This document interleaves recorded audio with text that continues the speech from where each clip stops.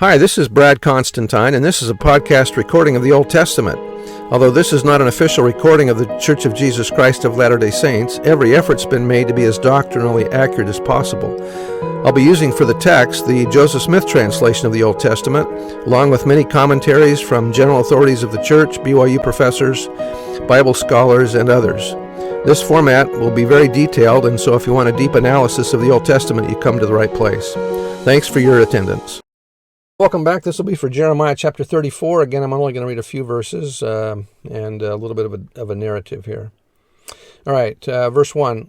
The word of the Lord came unto Jeremiah from the Lord when Nebuchadnezzar king of Babylon and all his army and all the kingdoms of the earth of his dominion and all the people fought against Jerusalem and against all the cities thereof, saying, Thus saith the Lord, the God of Israel, Go and speak to Zedekiah king of Judah, and tell him, Thus saith the Lord, Behold, I will give this city into the hand of the king of Babylon, and he shall burn it with fire. And thou shalt not escape out of his hand, but shall surely be taken and delivered into his hand, and thine eyes shall behold the eyes of the king of Babylon, and he shall speak with thee mouth to mouth, and thou shalt go to Babylon. Remember, Zedekiah's eyes are put out eventually.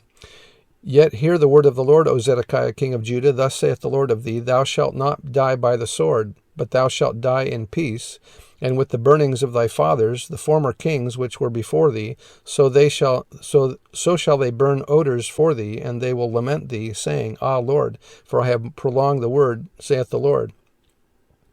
During the early period of the siege of Jerusalem, the men of the city released their Hebrew slaves.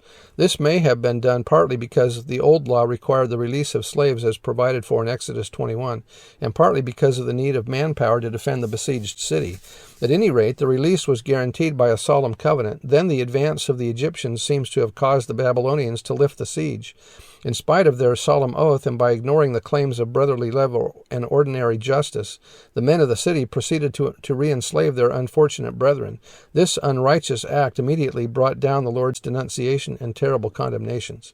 Anyway, that was by Sidney Sperry, and that was in talking about verses 8 and 9. I'll read that. This is the word that came unto Jeremiah from the Lord after that the king Zedekiah had made a covenant with all the people which were at Jerusalem to proclaim liberty unto them, that every man should let his manservant and every man his maidservant, being an Hebrew or an Hebrewess, go free, that none should serve himself of them or enslave them, to wit, of a Jew, his brother. So remember, that's out of Exodus where you can't have slaves. Anyway, that's the end, and I'll see you next time. Bye.